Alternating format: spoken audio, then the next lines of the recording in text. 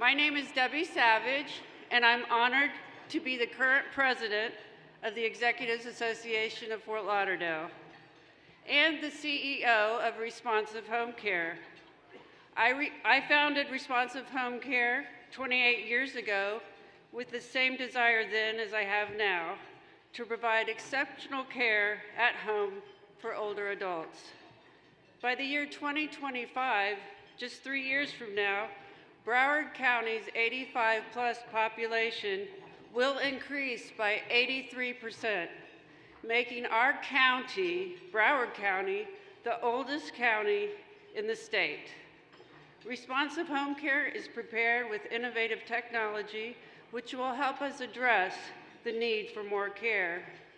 As we look at our projections on the economy today, I challenge you all to encourage students at every level to consider caring for our elders. It's important for us as a society, and the shortage is already here. Please stand and join me for the Pledge of Allegiance. I pledge allegiance to the flag of the United States of America and to the republic for which it stands, one nation, under God, indivisible, with liberty and justice for all. Our invocation today is being given by the CEO of American National Bank and a newly elected Federal Reserve Director, and my dear friend, Ginger Martin.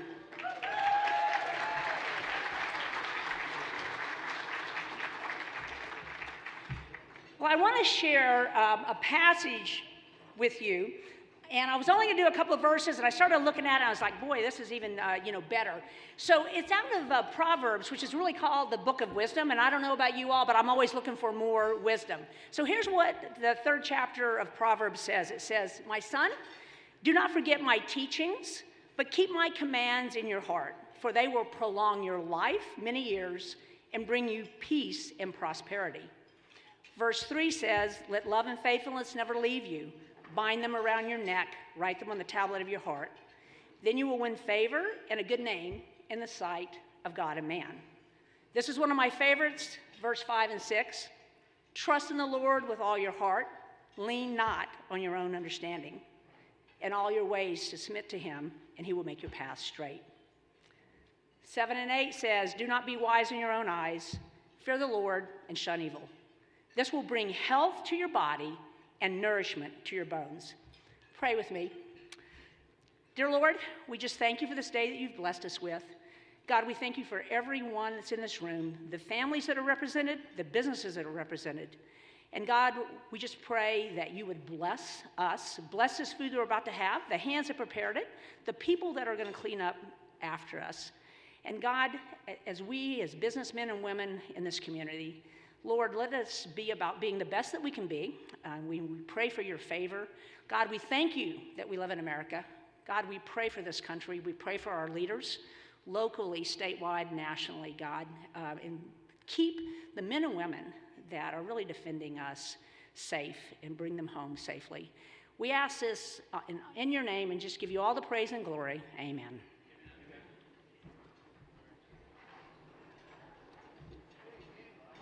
Thank you, Ginger. Welcome again, everyone, to our 61st Economic Forecast Breakfast. The Executives Association of Fort Lauderdale was founded in 1956 by a small group of local entrepreneurs and community leaders, some of whom have parks, landmarks, and streets named after them. We are a group of businesses, each representing an exclusive industry of occupational specialty. Only one company per business classification can be a member. It is estimated that our member firms employ over 6,000 employees and make a financial impact of more than $2 billion into the Broward County economy.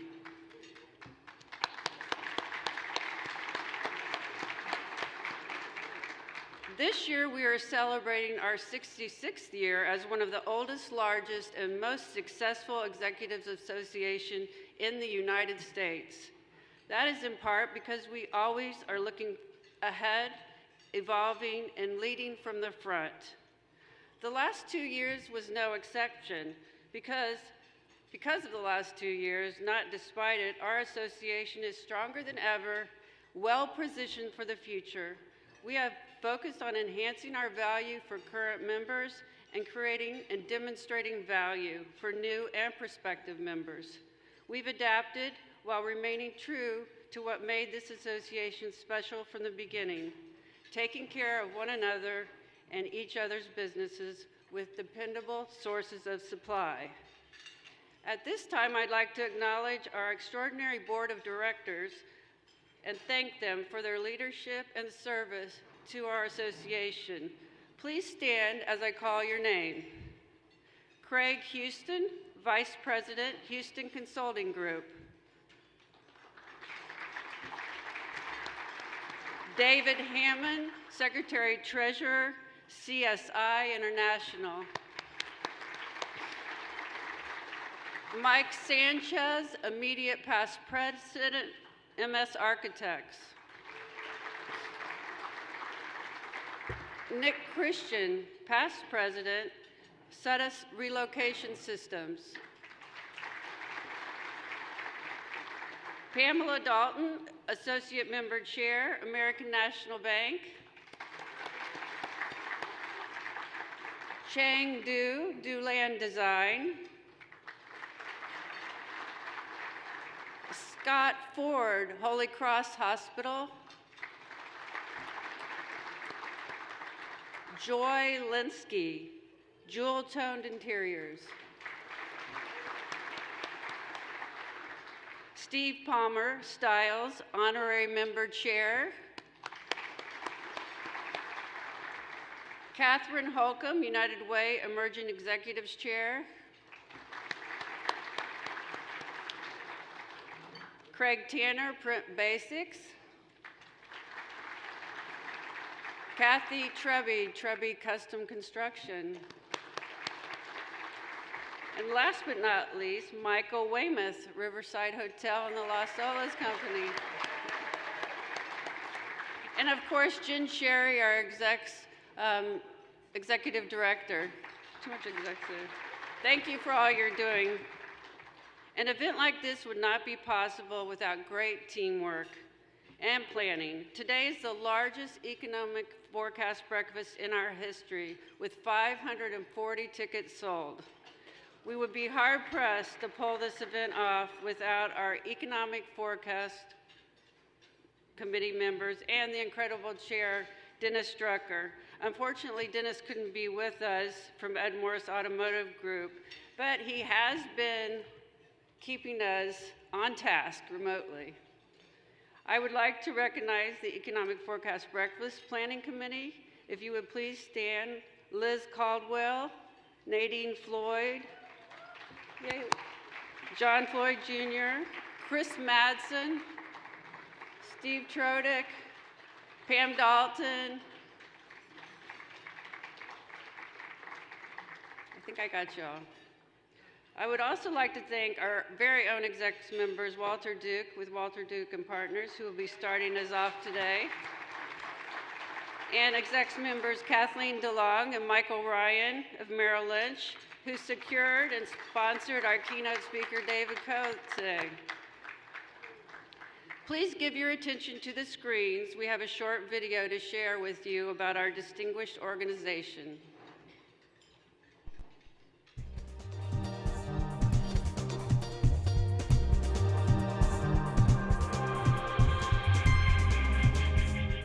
Hello, I'm Debbie Savage, President of the Executives Association of Fort Lauderdale and CEO of Responsive Home Care, Broward County's premier home health agency since 1994.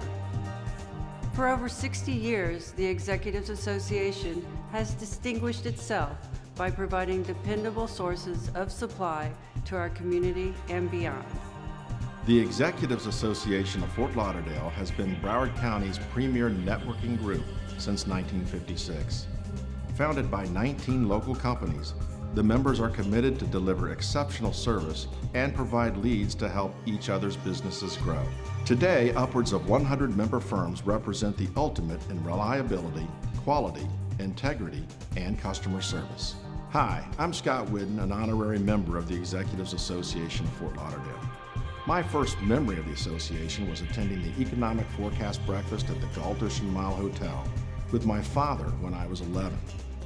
I then was privileged to join as a member 10 years later. The association has proved invaluable in terms of creating business for our organization.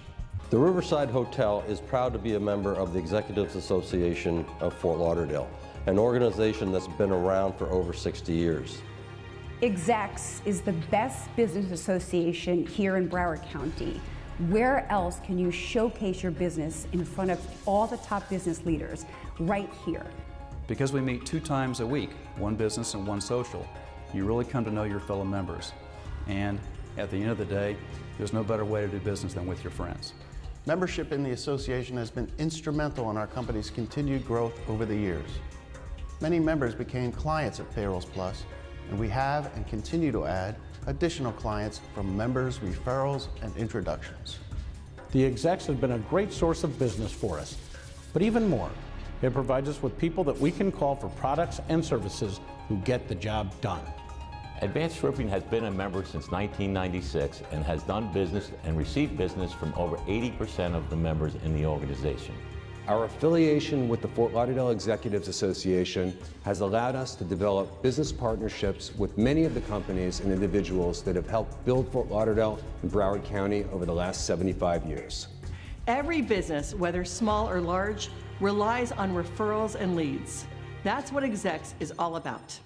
We meet each week cultivating relationships with other business leaders to provide opportunities and valuable referrals. Over 6 years ago, I was honored to be asked to join the Executives Association.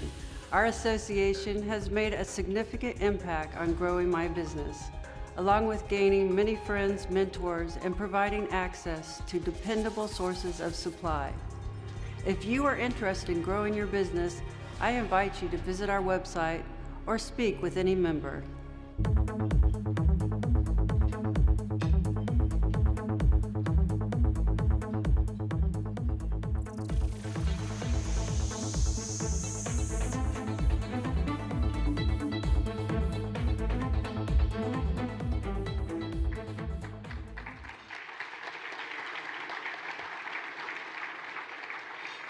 I'd like to ask all the honorary members to stand up at this time.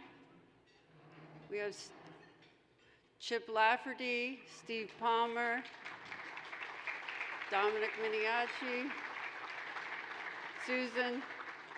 Thank you all for all you've done for our association and continuing to be involved.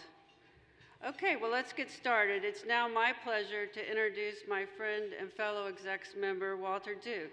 He is the president of Walter Duke and Partners, specializing in commercial real estate valuation, valuations for litigation, investment due diligence, property tax and zoning matters, and he speaks often on these topics. He currently chairs the Affordable Housing Subcommittee of the Broward Workshop, with a similar commitment for the Greater Fort Lauderdale Alliance. As he likes to say, he's also a recovering politician, as the former mayor of Dania Beach and chairman of the Dania Beach CRA. Walter recently led a group to successfully lobby the Broward County Commission to provide up to $48 million of gap funding for 1,200 new affordable housing units in Broward for this budget year. That's a big deal. Walter was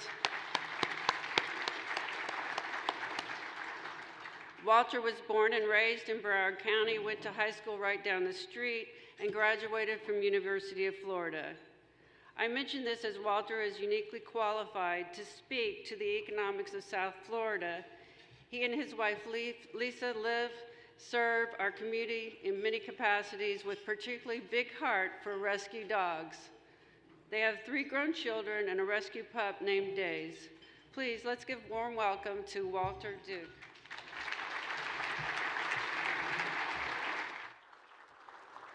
Wow, Thank you, Debbie, for that wonderful, wonderful introduction. It is so good to be here. I'm going to channel my inner Marty Kier. It is so good to be here today and see you guys. I love talking about the Broward County economy. And let's get this up here. Whoop. Already having technical issues. But there we go. How about that? So it's super exciting to share the stage today with David Coe, our guest speaker. He is unbelievably talented and knowledgeable, and is going to give us a good global perspective on things that are going to impact our county. And much to the credit of the Executive Association Steering Committee for this event, they said a few years ago, this is our third year here, let's do a local piece so that when we listen to the global stuff, we can sort of connect the dots and better understand how that affects us locally here in Broward County. So it's a real honor to be here with David. Last week at the breakfast meeting for our organization, one of the committee members stood up and said, "We're looking forward to hearing David Coe. He's absolutely amazing. He's highly intelligent. He's entertaining." To which I stood up and said, "He's going to be a great contrast to our first speaker today."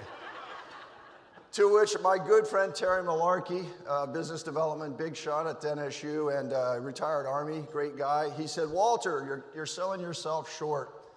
We think you're entertaining." So with that, well, let's get started. So as Debbie mentioned, I live in a world of commercial real estate. That's sort of the lens in which I see the local economy. But I think it's a sector that serves me well to watch the economy. I'm a big fan of the Broward economy, the Florida economy, and certainly global economic conditions. And so these are just some of the metrics we're going to take a look at today. We're not going to get too deep into the weeds. It is 6:30. We have a 6:30 networking at 7:30 now. We're going to minimize the graphs and charts, and we're going to just stick to, you know what I like, big pictures and big font. I was standing in the back of the room and putting myself in the shoes of you guys, and so we're going to make it so that you can see what's going on here. Before I get started, I do want to mention that this placard is on every one of our tables at the Executive Association when we meet for breakfast on Tuesday morning. And it's because we are big believers in free enterprise. We're big believers in free market capitalism, and we're unapologetic for that. And we think that's important just to let everybody know that's where we're coming from. This is the Florida Scorecard. I put this up there last year and the year before. And the reason I put it up there is because I wanted you guys to know this is a good, repeatable, consistent monthly source of economic data that you can turn to. Florida Scorecard through the Chamber of Commerce was originally seed funded by one of our iconic Broward members, Wayne Huizenga, and Charlie Calkins, who's in our organization, one of the top labor lawyers in the country, is the immediate past president of the Florida Chamber of Commerce who puts this out. Let's give Charlie a big hand. Charlie's here, everybody. Thank you for your service, Charlie.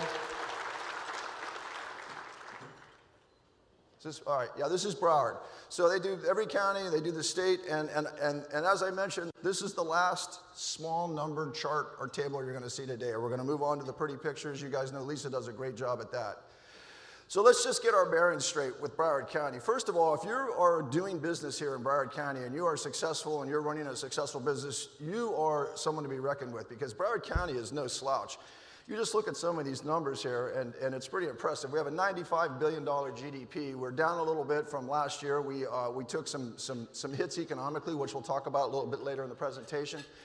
We're part of a South Florida GDP of about $327 billion, which makes us #1 in the Southeast. I mean, just to put that in perspective, for Broward County at a $95 billion GDP, if we were a state, we'd be the 39th largest state in the country. So we are a deep, deep county with a lot of economic capacity and economic engines. Our budget this year is $6.78 billion. It was $5.4 billion last year. It hasn't really gone up that much in terms of just overhead. But you can see on this picture here, I put this on purpose. This is the Broward County Convention Center rendering, and we floated a $1.1 billion bond this year. And thank you so much to the leadership of our county commission, because I do think we're at a point in our economic history where we do need to make bold, iconic decisions for transformative projects, and this is certainly one of those. The east part has been completely renovated and finished, and it's a wonderful, wonderful facility, and they're going to be building an 800-room hotel with a 65,000 square foot event facility, and that huge lawn there along 17th Street is going to be absolutely fantastic. Let's get right to it. Jobs. This year's better. We created 30,000 jobs this year. You look at last year, not good. 3.6% or 3.8% unemployment Doesn't seem bad. The state's at 4.2, nation 4.5, and so you hear good jobs reports. That seems good, but we have all had challenges finding labor. I think that's one of the primary headwinds here in Broward County is finding workers.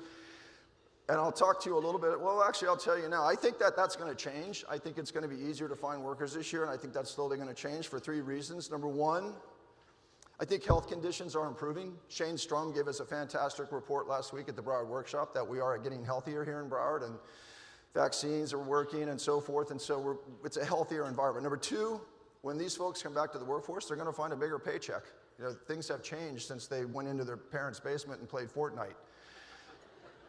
And also, their savings are going to be depleted. And we'll look at some retail sales slides later on. We'll talk about the savings. We were in the mid-teens in savings through the pandemic, but that has been burned off and spent down. And so, you know, folks are broke, and so they want to get back out and work. And I see that anecdotally in the community, and I just feel like that this year we're going to be able to find labor. And it's been tough, you know, and I'll talk to you a little bit about that in a minute. We have some very big businesses in this organization, but we are primarily, our mindset is of a small business, 100 employees or less. And I will tell you, since 2012 here in Broward County, that companies with 100 or less employees have created 80% of the jobs here in Broward, so that's nothing to sneeze at. So you can look at the numbers and you can see that in the recession, you know, in 2010, after the fall of Goldman Sachs, you know, we were all worried. 80 is not a good number. Reminds me of some of the grades I got in college, but I digress. But, you know, things were really looking good in January 2020. 19 is our high water year. That's the year upon which we measure all of our recoveries, because 19, we were really doing well here in this county. We were very optimistic, as you can see. We are climbing our way back. Small business sentiments are generally very good. Top line revenues are generally very good. That's not the problem. When you talk to folks, they all tell you, hey, I feel like I'm a little bit too busy. The problem is underneath. It's supply chain issues. Maybe David's going to touch on that today and give us some good news. And then, you know, it's the labor piece as well. You can see the numbers on the screen, retail sales. There actually have been a tremendous amount of increase in retail sales, people burning off those savings accounts, people spending those checks that they got, and people spending the money that they're making in an otherwise pretty good economy. One thing that's pretty impressive, you look at that 9.7 over 2019. Remember, 2019 is our high-level year. That's where we set all of our economic records. We're up 9.7, almost 10% for restaurant seating here in Broward County. And just to put that in perspective, that's second in the country to Miami-Dade. We're second to most things in Miami-Dade, and that's not a bad thing because Miami is a beast. But so we're up in seating. That 7% number that you see there used to be 17 last year, so savings are getting burned off. I think people are going to come back into the workforce. Like any disruption in retail, the strong are getting stronger. Retail is becoming more experiential. Restaurants are becoming more experiential. We're trying to get people out of their house, you know, where they were home making dinner during the pandemic and doing things at home. And the no workers part, that's a headwind, but I think that's changing for the positive. Nick Christian will probably tell you from Set of Fan Lines that I'm guessing this van is coming from New York and heading down to Florida, because normally when you talk about population and an economic forecast, it's a pretty boring topic. I mean, it's like watching grass grow. You know, yeah, the population's about the same, the projections are still the same, but this year we had some tangible changes. Since March of 2020, Florida has received about 1,000 people a day moving into Florida. And if you just look at Florida, at Broward County being about 10% of that 1,000, that's 100 people a day moving into Broward County. That's phenomenal. I mean, and I think that trend is going to continue. As long as some of these other regions of the country, particularly the Northeast, continue to have these high tax policies and these, you know, sort of draconian lockdowns and masking requirements and, you know, and these other restrictions, I think you're going to continue to see it. I think you all see it on the day-to-day. New York, New Jersey, folks coming down here, setting up shop, opening up businesses. It's a fantastic thing. So we're going to continue to grow. I think that trend's going to continue to accelerate here in South Florida. The more bad things that happen around the country, God forbid, the better it is for Florida. You know, we are a high-quality, targeted location. So these are some of the things we're going to take a look at today. We're just going to sort of run through our tools in the tool chest, or some of our economic engines, if you will, things that sort of make us what we are in terms of our GDP and our economic output. You know, I talked to Bob Swindell from the Alliance, who's doing a great job, and I said, Bob, what are some of the things that really attract people to our region, to our county particularly? And he said, quality of life, easy fly in and fly out airport, and then just the generally, you know, the low tax environment. And so these are some of the metrics we're going to take a look at. Let's get into it. Construction and real estate services, this is my wheelhouse. This is where I live. Is construction industry here today? Are you guys here? Do you have any tables? How many tables do you have today? 4 tables? You guys are fantastic. Let's give the construction industry a hand. We really appreciate your support, and we appreciate what you do. So we didn't need to tell you guys, but construction was deemed an essential business in 2020. So the numbers are relatively similar between 20 and 21. You do see the job growth in 21. We added about 9,000 jobs, which is a third of the jobs we added in the construction and real estate industry. The one troubling piece on this particular slide is the median home price, $470,000. Now, that may not seem like a lot to some people, but when you have a wage gap like we do in Broward County, that's a big problem. And in fact, I will tell you that in the entire country, Broward County is last in housing affordability. So that's something we need to work on as a region and so that we can be economically sustainable. I'll just quickly run through sort of the real estate sectors. That's where I live. Multifamily is absolutely on fire. There is capital coming from all over the world to build, develop, and buy multifamily housing. That's good news for the investment community, bad news for the tenants. The rents are the highest in the nation in terms of increases. We went up 50% last year, year over year in rents. Think about that. Retail continues to do very well. There's tremendous demand for our retail assets. Bill Rotella, one of the top retail brokers in the state, if not the country here with his group, Rotella Group, can tell you they're really busy. They're busy. They're fielding calls all the time from folks that want to get into South Florida from New York, New Jersey, and elsewhere, and locals as well. What else? Industrial is absolutely on fire. Industrial land in Broward County right now is $2 million an acre. For those of you that have been here a while, you can understand how crazy that is. And even crazier, 3 years ago, it was $1 million an acre.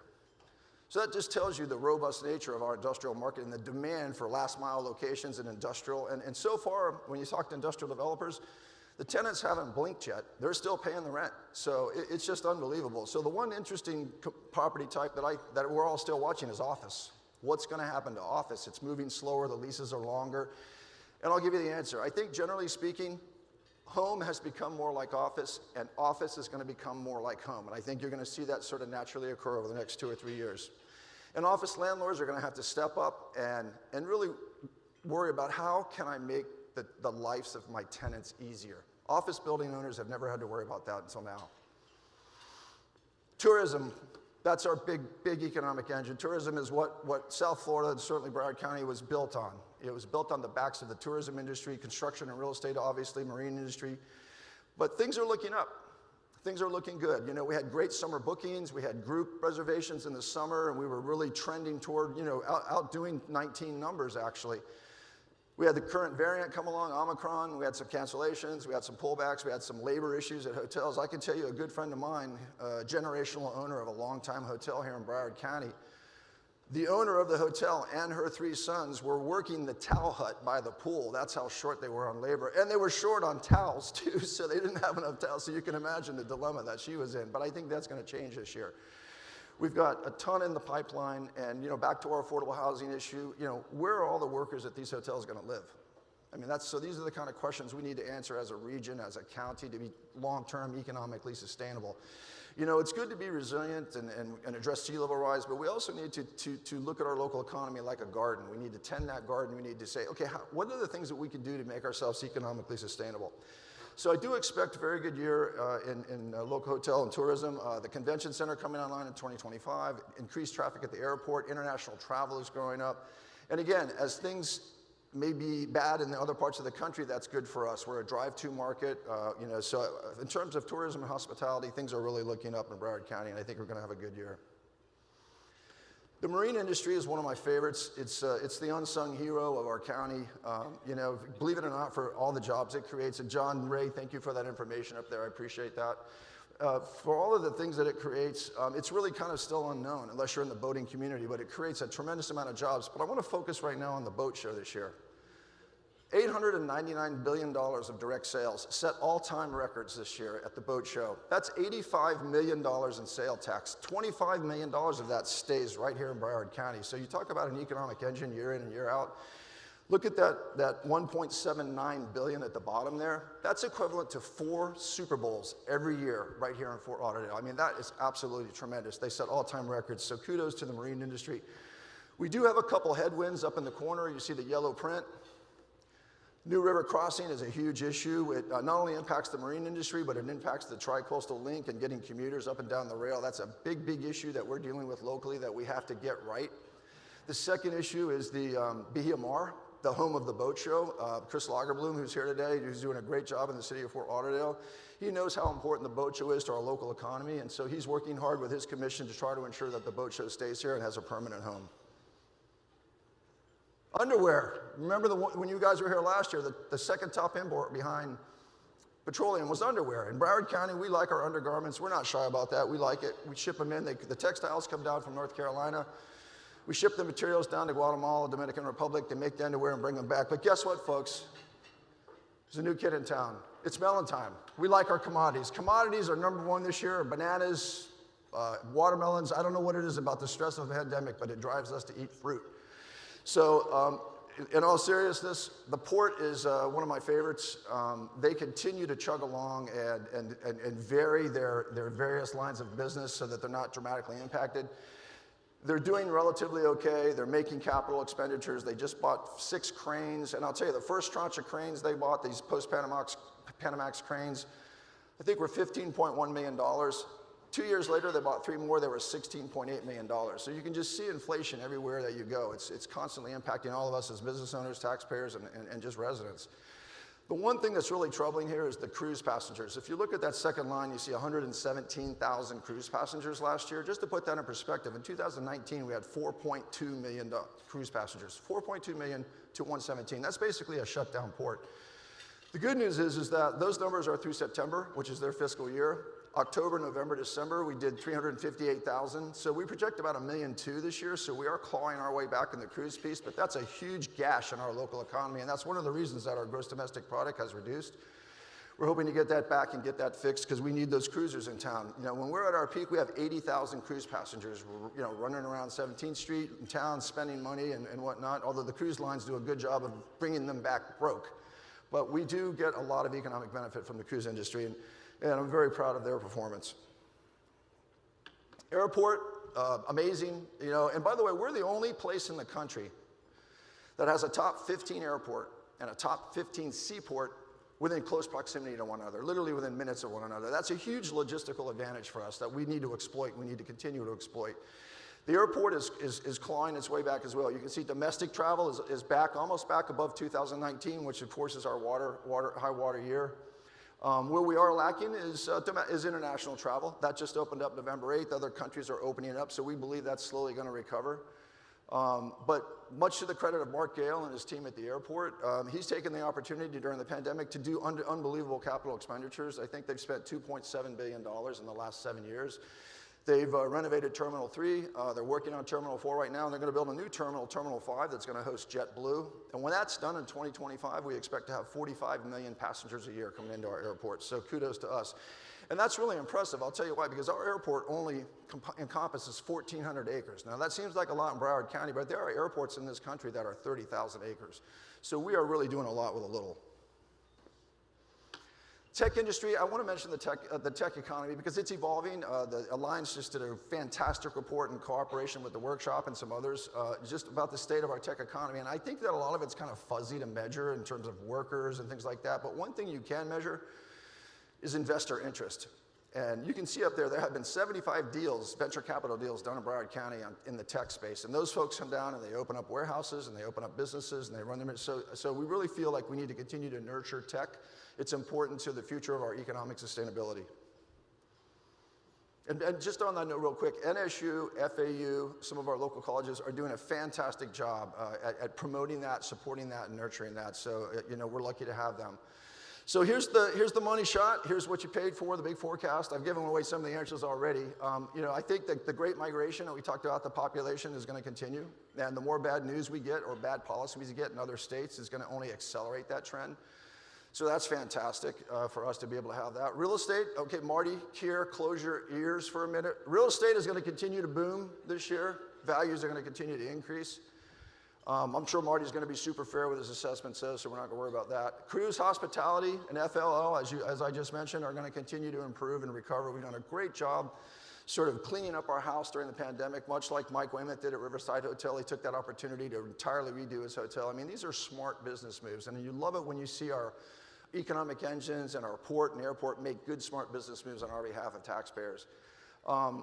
You know, I think in general, Broward County has tremendous opportunity in 2022, just tremendous. I think we're in a really good position. Folks ask me all the time, how you doing? And I say, I feel like we're in the right place at the right time, and I do feel that. Some of the headwinds we have here, and you know, some of them we can't control. Inflation, we can't really control that, you know, but that's a problem. It's a problem with local business. It's a problem with small business. And I want to ask the kids coming out of the basement to get their 5% pay raise. If inflation's 7 and your pay raise is 5, I don't know, do the math. That's, you know, it's my pay grade, but it doesn't seem like it works out too well.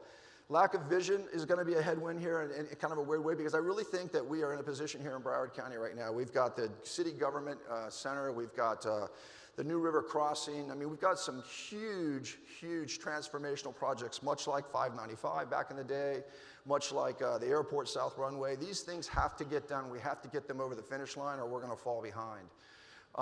Finding workers is a big problem, but as I mentioned, I think that's going to phase out this year. I do see some cracks in the dam in a good way, and I do think we're going to continue to improve in finding workers and staffing our businesses, albeit at higher pay rates. And then housing affordability. You know, believe it or not, this is an issue that covers across all spectrums. Nonprofits, the business community realizes that when CEOs come down to Broward County and they look at our location versus another location, one of the first questions that they ask is, where are my people going to live? How can they afford that? Here's what I pay, and here's what a house costs here. So I want to give huge, huge kudos to the Broward County Commission, who has really taken a leadership role in affordable housing in this county. They really get it. They understand it. You know, we talked in the introduction about funding the $48 million. That was unbelievable leadership on their behalf. So I think, is Lamar Fisher here? Is Lamar Fisher here? I think, Lamar, thank you so much for that. Thank you so much. Let's give him a big hand. I mean, and I'll close on this. Not only did Lamar or Vice Mayor Fisher, not only did he support that with the rest of his commission, he was a champion in that respect. And he's been a champion in the city of Pompano Beach, and he gets it. He gets how it's important to our county, and we're lucky to have leaders like him. Thank you for your time and attention.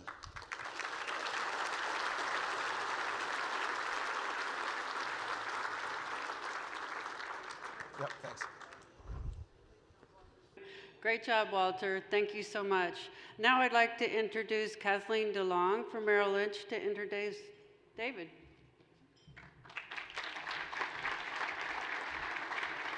Thank you, Debbie. Good morning. And Walter, you did live up to the expectation, entertaining, intelligent, and articulate. So thank you very much. So again, Kathleen DeLong. I am the Managing Director and the Market Executive for Merrill Lynch here in Greater Fort Lauderdale. So I have the honor of being responsible for the 5 offices and 220 employees in this area. So I would like to introduce this morning our speaker, David Coe. David is a managing director and an investment strategist with Bank of America. He is involved with the CIO directly, Chief Investment Office, with the thought leadership, and also supports the financial advisors in the field. And when I say he supports the financial advisors, a 4-hour dinner last night with a client, he's logged about 100,000 miles since the 3rd quarter of last year, traveling the globe to meet with our clients and again support us. So we drug him out of New York City, and I'm sorry we're subjecting you to an increase of about 60 degrees, but hopefully you can get through these next couple of days. So without any further ado, David Coe. Thank you.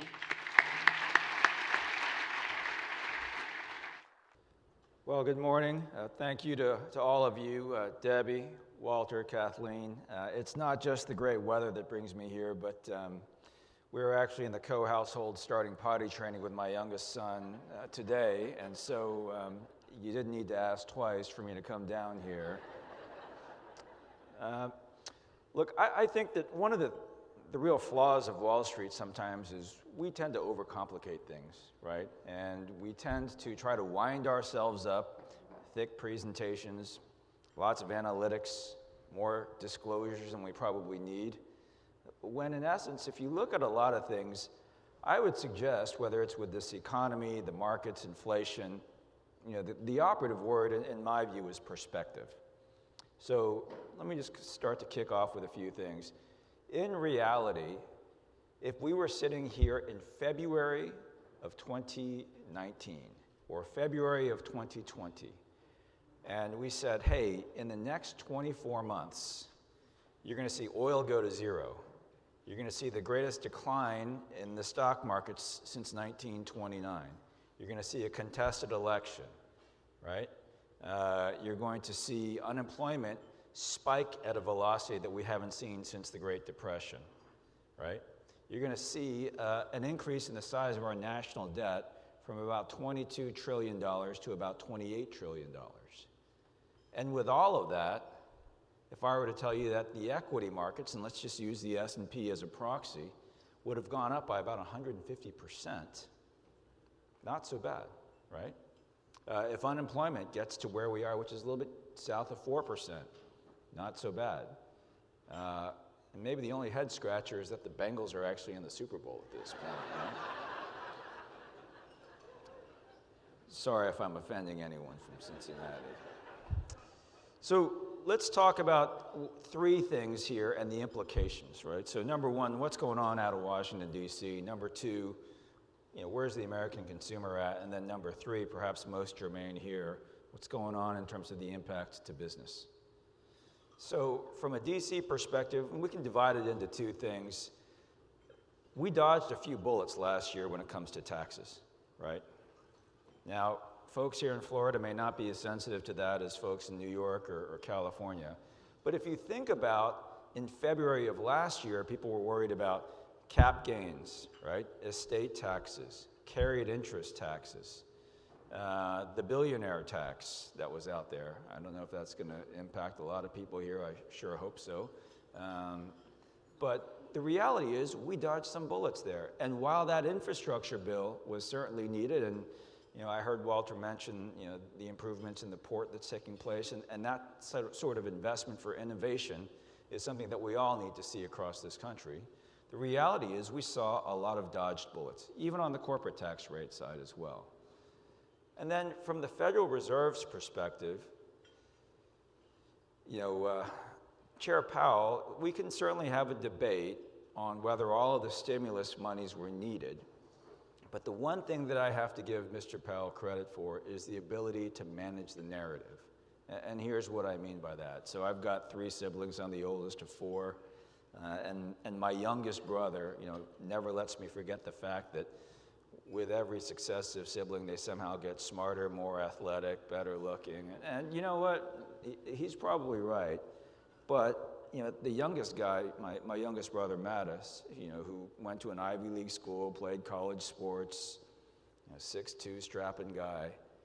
You put that guy in a bar and have him try to go talk to someone, it's tough to watch sometimes, right? All right? And this is where I kind of equate my youngest brother with our Fed chair. If you think back to 2018 when the taper tantrum took place, and there wasn't a lot of sensitivity to what was going on in the markets. But then he made this pivot to say, hey, we're going to actually have an ear to the markets. And then for all of last year and the year before, as inflation started to run hot, he said, hey, we understand that inflation is running hot, but our biggest criteria of priorities is economic healing. And you can express that in jobless claims and the unemployment rate. And he stated this goal of, hey, let's get unemployment back to where we were pre-COVID, so kind of south of 4%. Now, when we saw unemployment in the high single digits, low double digits, tough to fathom, but here we are. And then he made the pivot in December of saying, hey, we've now gotten to a better spot in terms of jobless claims and unemployment. We need to now address inflation, right? And the two things about inflation that people sometimes conflate, and I promise that's probably my only SAT word of the morning, are price inflation versus monetary inflation, right? So price inflation is, hey, how much does it cost to fill up your car with gas? How much does it cost to buy a pound of hamburger at the grocery store? How much does it cost to buy a new refrigerator, an automobile, or a home? And that's what we as Americans feel every day, right? Now, some of that's tied to supply chains, and thankfully we have had an escalation of wage growth that's taken place. But this is something that we need to be more concerned about, and Walter rightly, drew attention to this, because the reality is, if wage growth does not keep pace with price inflation, we've got some serious issues in terms of affordability, in terms of putting food on a table, in terms of a roof over our heads, and then just general prosperity, right? Monetary inflation is something else that we need to think about too, and that ties to the money supply, right? And the money supply, if you just think about this from perspective, when Mr. Obama took office, our national debt was at $12 trillion. When Mr. Trump took office, it had gone up to 22. When Mr. Biden took office, we were just south of 27, right? And that 27 from 22, if you think about it, which all kind of took place in about an 18-month span, is an astronomical number. Now, the reality is a lot of that's tied to what we've experienced with this pandemic. But at some point, whether you're a Democrat or a Republican, and I'm not making a political statement, we have to own up as a country for the debt tab that we are leaving for future generations, right? And it is not a popular conversation to have. And yes, low interest rates do help us in terms of the debt service, but at some point you got to pay the fiddler in terms of what this principle is, right? And that's where some hard decisions have to be made, and you either have to raise taxes or cut spending. There's no way of getting around it, right? And those are two things that no one really wants to do, but it's something that we're going to have to address at some point. And that monetary issue tied to monetary inflation is what I think everyone in Washington, D.C. is trying to avoid really having the conversation about. Because the reality is that price inflation will start to come down, right? So whether it's getting the right chips for your automobiles, right? Whether it's getting the right circuit panels for a new stainless steel appliance that you're trying to buy, whether it's the back order of big green eggs, and yes, people from New York still know what a big green egg is, or whether it's buying groceries, right? These types of things will start to come down because as a country, what have we actually done? Through the course of this pandemic, we've learned how to adapt, right? We've brought supply chains closer to home. We've thought about things like automation, robotics, big data, predictive analytics. Norman and I were talking a little bit earlier just about logistics and last mile delivery and just how fast shipping and efficient shipping has become, right? And if you think about everyone here that has at least 1 or 2 Amazon Prime boxes on their doorstep every week, maybe some more than others, that's all facilitated by American ingenuity in many ways. And that's something you can continue to hopefully bank on. That will impact supply chains and then ease some of this pricing pressure. So those are kind of my thoughts in terms of DC, leading into the American consumer. So if you look at the state of the American consumer, and we are a bank that touches half the households in this country. We look at consumer credit and debit card spending from over 60 million users, home loans, student loans, small business loans. We've got cash desks across the world. And this data is pretty interesting because the consumer has been a pretty resilient lot. So the first part of COVID was everyone buying toilet paper, N95 masks, and Purell, right? Then we kind of moved to phase 2, which is, all right, well, I'm going to be working from home for a while. I'm going to get that extra monitor, maybe the swivel chair, buy a couple dumbbells, and we'll get the Netflix subscription going too, I suppose, right? And phase 3 kind of came around during the summertime when you came to the realization, at least many of you, that my kids are coming back home. This may not be actually a bad thing. And so in the teeth of this pandemic, record sales of boats, RVs, swimming pools, trampolines. People started to buy cars because they wanted to get out of New York City, right?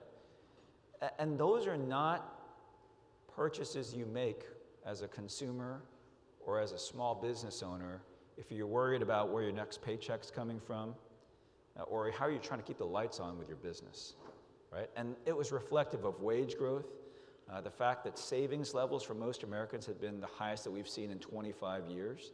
And oh, by the way, a $4 trillion stimulus bill that came out in April of 2020.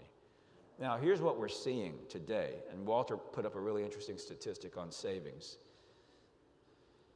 In November of last year, for Americans that received stimulus money, roughly 20% of those funds were sitting in their checking and savings accounts still, okay? By January, that number has gone down to about 7, right? So whether that's just the last big holiday hurrah in December, buying, Christmas gifts for your friends and family, doing the repairs and remodeling to your home, buying a new home, finally getting the car that you had on order for about 9 months, the spending levels were pretty high, and that started to really deplete savings, right? Now, the good news is people are kind of getting off the couch and going back to work. The good news is, at least from my perspective, that companies like ours have said, hey, remote working, not so bad, but if you're not going to live in New York, you're not going to get a New York wage, right? And for those of you that have faced the challenge of either attracting or retaining talent, those constraints, we believe, will start to ease. And it's not to say that everything is going south for the consumer from here on out. We actually believe the other way around. Consumers are going to get back to work. They'll hopefully earn a good wage. They will hopefully continue to spend. And if you look at things like spring break bookings, right? Those are already starting to elevate. All of the things that we as Americans wanted to do over the past 2 years that we just put off, the guy's golf trip, the weekend getaways, the family reunions, the weddings, the honeymoons, right? I know someone that's going on his 5th honeymoon. God bless him. But we're starting to spend. And in terms of American psyche, we're starting to say, hey,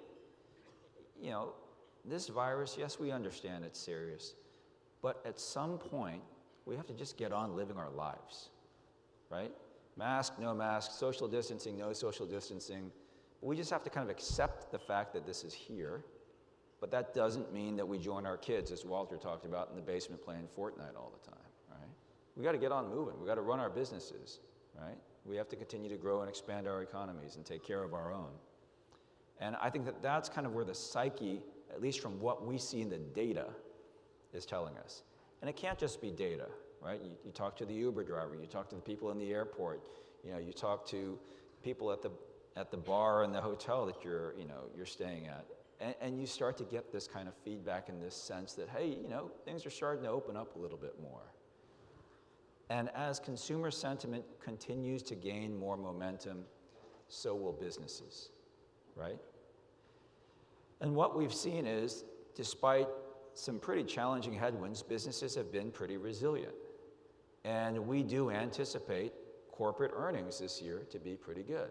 Now, a lot of people have been freaking out on CNBC and Bloomberg about how corporate earnings are not as robust, or the lack of corporate guidance in terms of what year-end earnings are going to be.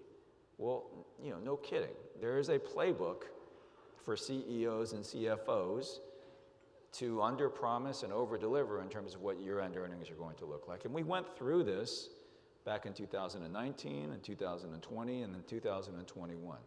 So while we don't think that this is going to be a set your hair on fire type of year in terms of earnings, we do think that things are going to be pretty good.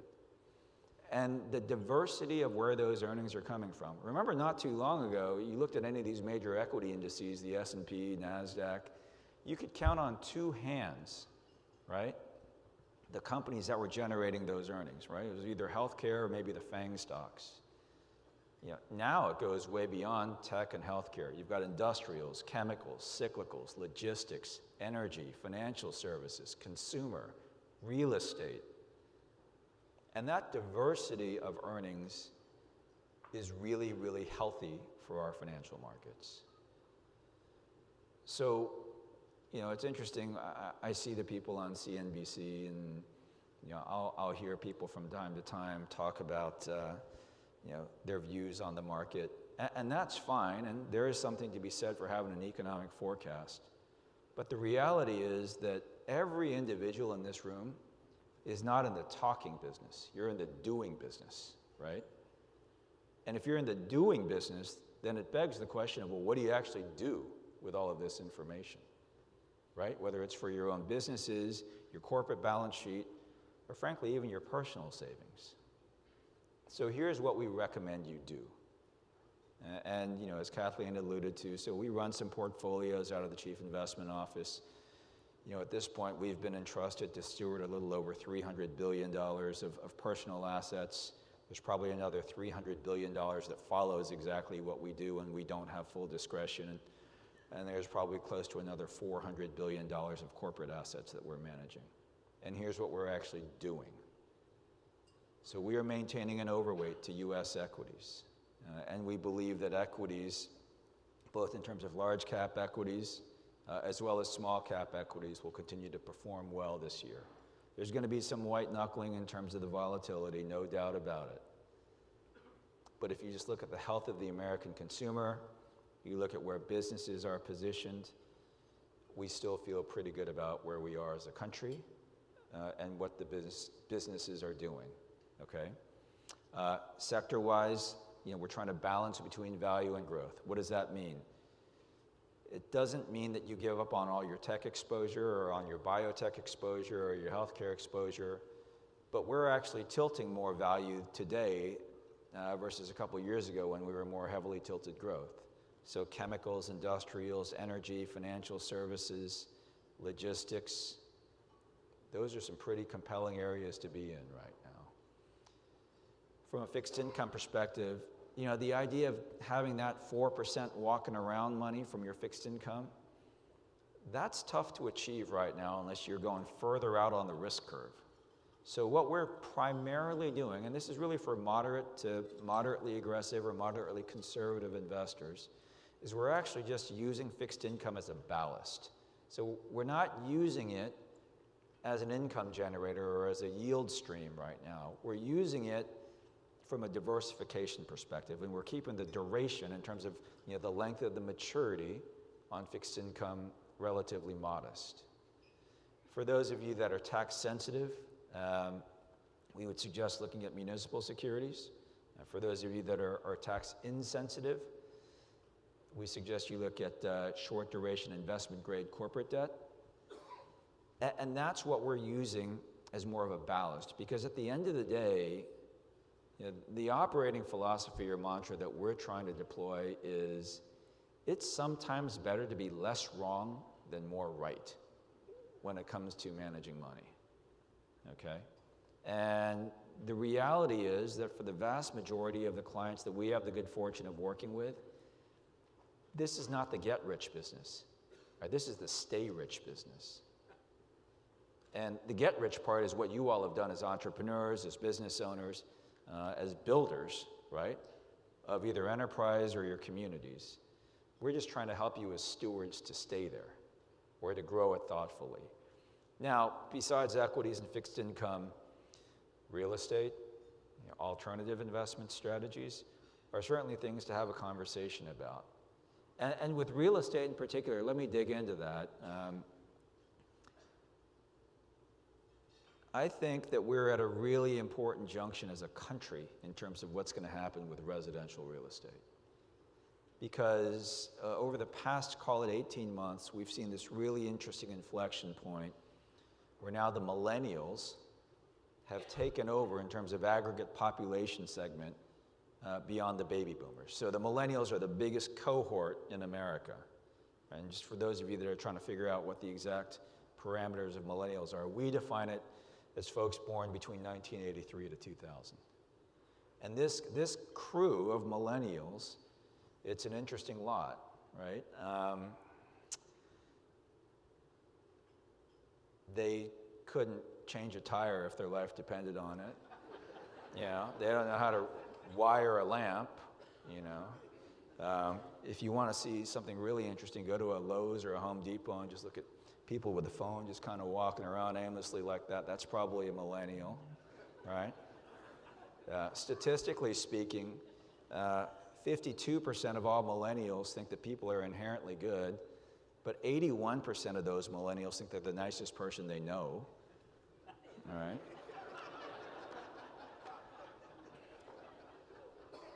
But, you know, with all of these flaws, and I had a millennial come into my office the other day, and I keep music on in the background, and she says, yeah, that's you too, right? I'm like, yeah, that is you too. She said, yeah, that's classic rock, I like that.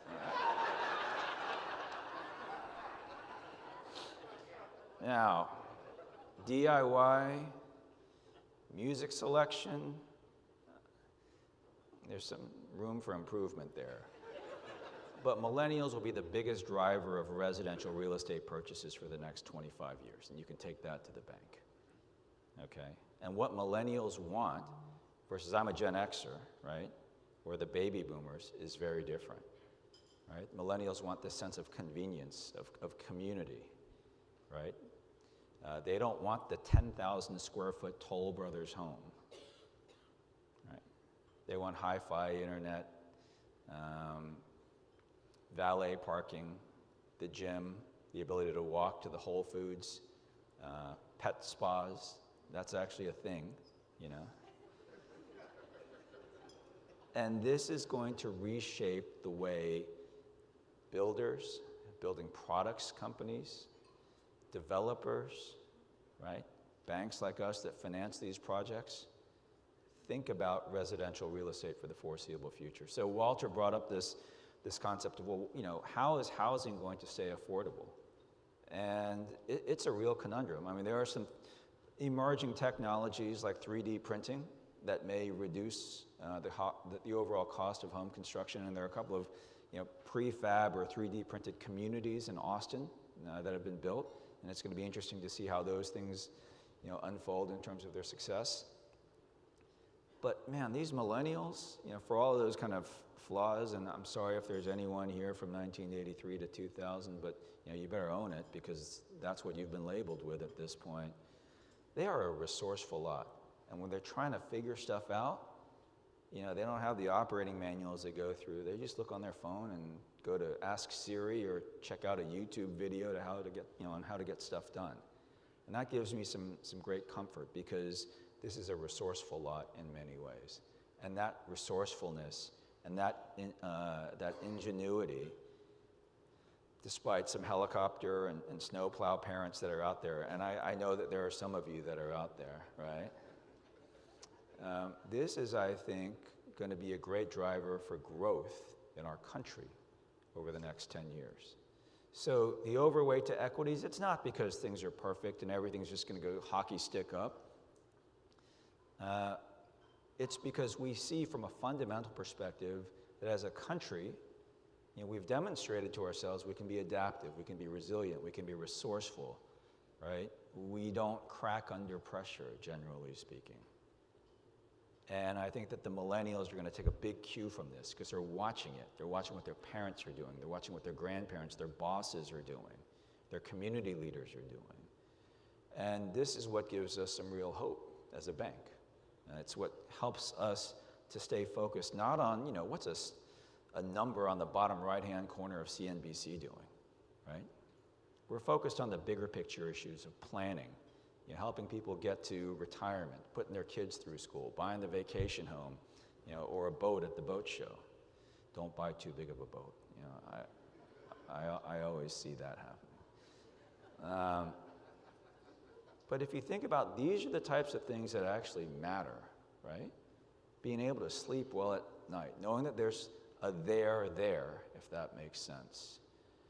And so, you know, with that, I will leave you just in terms of this overall comment of perspective. I would urge you to follow this one piece of advice that I was given, which was fixating on CNBC or Bloomberg, and I'm sorry if I'm offending anyone, you know, that's tied to journalism or you know, news and the media, but in my opinion, that is a guaranteed recipe for long-term unhappiness. And what I would suggest is, you know, whether it's with our organization or another, you know, work with a financial planner, both for your personal accounts as well as your businesses, and just do what you love doing the best, growing your business, growing your enterprise, growing this city, watching your kids grow up. And I think that that will invariably lead to better outcomes. Thank you very much.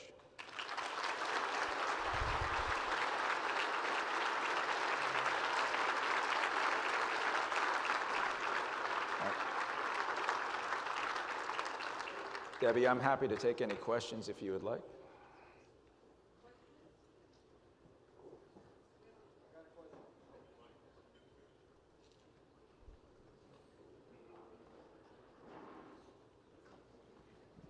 Good morning. Thank you very much. Fascinating presentation. I appreciate it. You mentioned that there are two ways of cutting the federal deficit, that we have close to $27 trillion. There's two ways, you said, raising taxes or cut spending. Is there any possibility of growing our way out of it? Well, there's been this, so for folks that didn't hear the question on the other side of the room, is there any way of growing out of the deficit? So, sir, I think it's been proven at this point, and maybe we just haven't done it as effectively as we could as a country, but we can't spend our way out of a deficit, right?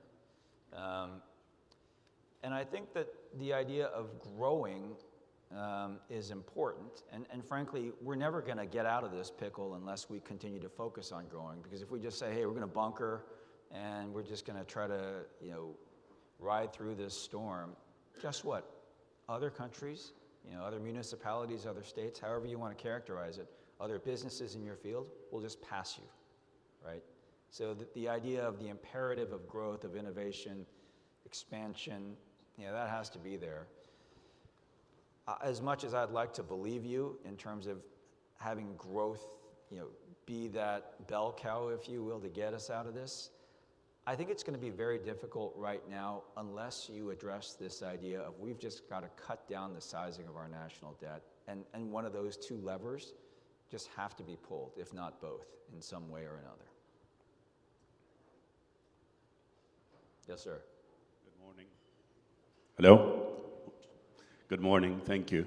How about geopolitical headwinds? I mean, you haven't addressed that, our relationships with China, Russia, so on and so forth. How could that be going forward? Well, I think it's a headwind, but if you can address that. Well, look, the reality is that we've had geopolitical issues on our radar in good times and bad, right? Venezuela, China, North Korea, Russia, Turkey, Israel, Afghanistan, South Sudan, South Africa, Iraq, Afghanistan, Tunisia. I can just kind of go on and on and on. But let's talk about the two big ones that are out there right now, right? Russia and China. So all of this mishigas in terms of what's going on with Russia and Ukraine, it's serious stuff. But again, to this idea of perspective, the GDP of Russia is smaller than that of New York State.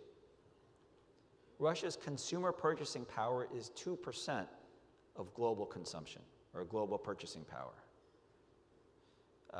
If Russia were to cut off its oil supply to Europe through this pipeline, would oil prices go up for a little bit? Yeah, but that supply gap, which is roughly about 10% of global production right now, would be made up like that by the Americans, by folks in Latin America, and then certainly by the OPEC countries. So if you go back to Russia, Crimea, which happened a few years ago, and what actually that led to in terms of an impact on the markets and global instability, not so much. Now, if you're asking how do you play that from an investment perspective, my suggestion would be, and this is what we're thinking about, is the dollar will probably benefit from it. Now, in terms of China, it's a bit of a different kettle of fish. I mean, we generally believe they're going to be on their best behavior, at least through the Olympics. But, what's going on with Taiwan and what's going on with Hong Kong, it's no joke, right? And I think that this is one of those things, and I know a lot of you do this as business owners, you tend to look through the lens of someone else, right? You have to look through the lens of your customer. You have to look through the lens of your supplier. And if you try to look through the lens of Mr. Xi, the premier there, a couple things to take into consideration. Yes, he knows he may be put into the penalty box a little bit on some of the moves that he's making. But he really only cares about two things, in our opinion. One is keeping the populace happy and letting them experience some level of prosperity, right? And two, something that I think all politicians are focused on is legacy, right? What their legacy will be. And if you think about that first thing, this is why clean air, no melamine in the milk that parents are serving their children, making sure that massive defaults on apartment developments aren't taking place, crackdowns on the gray market lending system in China. That's what he's focused on, right? He's focused on getting his factories and capacity utilization levels in terms of supply chains back up to high levels to satiate domestic demand, not overseas demand. He's trying to keep his populace happy, okay? And then in terms of legacy, the reality becomes, if you're a Chinese national and you're sitting in country, right, whether in a rural area or an urban area, and you're able to say, wow, this individual, after what could be 3 10-year terms, if you really think about it, has left us in a better state of prosperity than where we were when he took over. That's what he's focused on. So we're looking at it. We've actually kept our China exposure pretty peeled back in terms of our equity exposure. But that doesn't mean that you abandon emerging markets as a whole. Because if you look at South Korea, where they're creating chipsets and flat panels and a lot of the 5G infrastructure. If you look at Chile, where a lot of the copper production is taking place. Other parts of the world, like Israel, where a lot of cyber innovation is taking place. You need to have this stuff. Now, my suggestion would be, if you're investing in emerging markets, which I do think you should have some exposure in your portfolios to, do it through an active approach, meaning through a mutual fund, for example, or an SMA as opposed to an ETF. Because most ETFs right now that are focused on emerging markets will invariably have 30 to 40% China exposure, just based on sizing. But I do think that geopolitical issues are always something to think about. The reality of what's going on the ground versus what we see on, CNN, maybe two different things from time to time. But I think that the greater focus is, and the greater priority in terms of what we're looking at, sir, is what's going on with the American consumer and what's going on with the American economy as a whole. We have a question over here. David, good morning. Would you care to deliver a forecast of GDP for this year?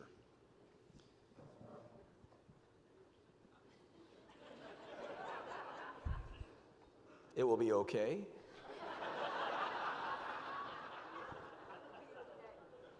I think the GDP growth, what we're looking at for the United States right now, is about somewhere between 3.6 to 3.8 in terms of an annualized number.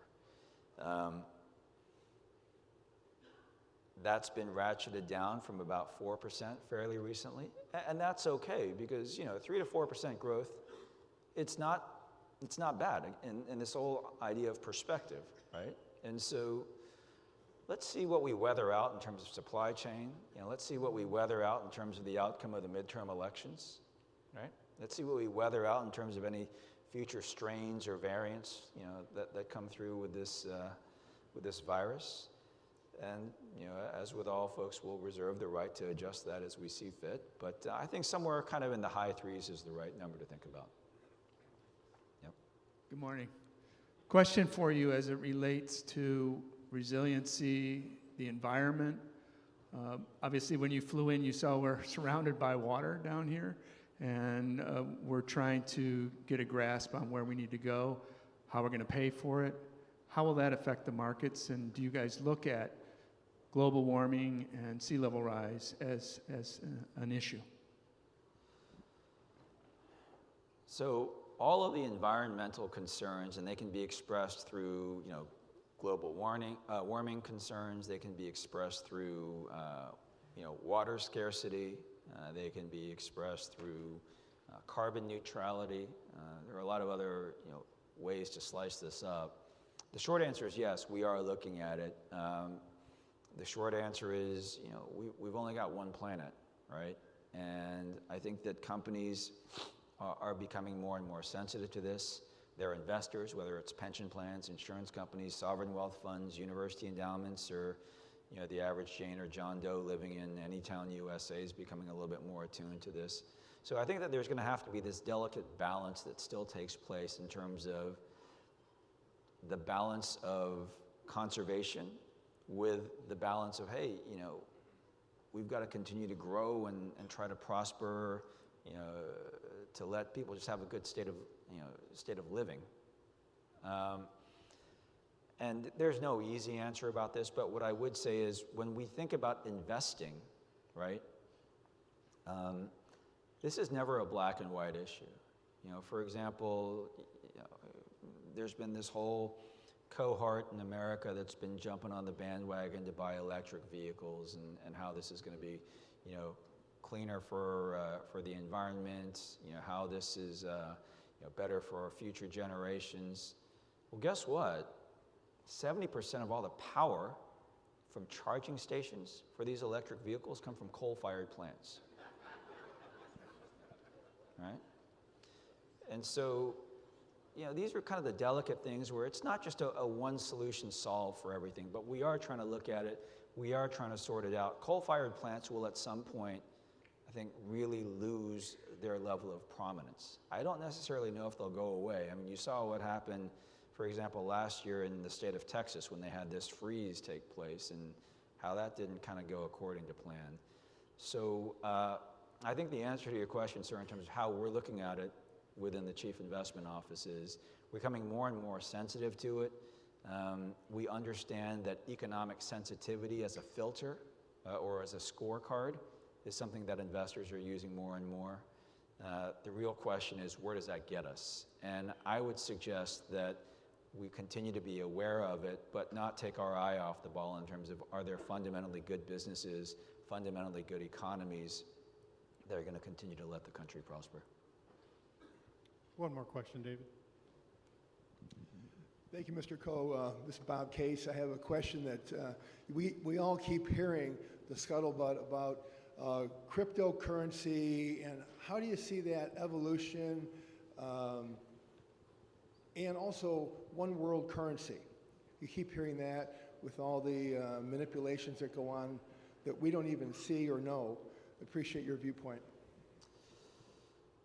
Well, it's an interesting question, and there's rarely a conversation that takes place with investors where the topic of cryptocurrency doesn't come up. So here are some observations. Crypto is not going away. It's not a fad like you could argue CBD oil was. And sorry if I'm offending any folks here that have invested in CBD. By the way, just as an aside, not to digress, but in the past 5 years, I've only met one person that has fundamentally made money off of CBD, and that's Peyton Manning. Now, you may ask why Peyton Manning made money off of it. It's because he bought 5 Papa John's franchises before the state of Colorado went legal, and so...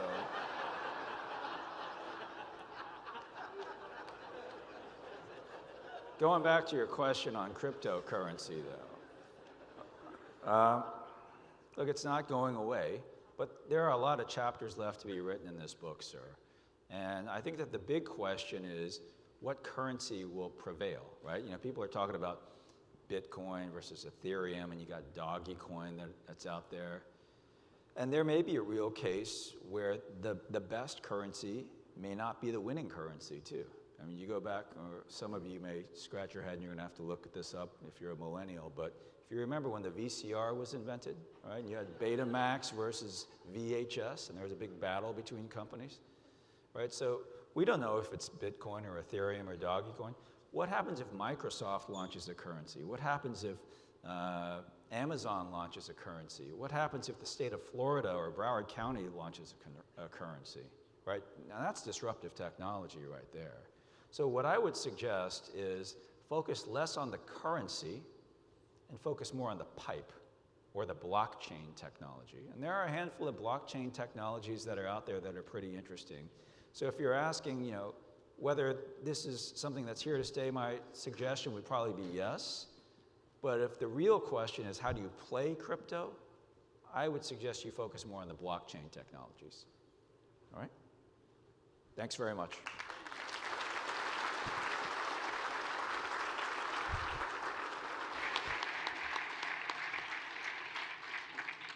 Thank you, David. What a great presentation. Thank you all for coming. This will be the end of our program, but do me a favor. There was a big committee meeting over this, and we bought you guys a present, so please take it with you. We didn't put it on the table on purpose, so you're going to get it on your way out. Thank you all.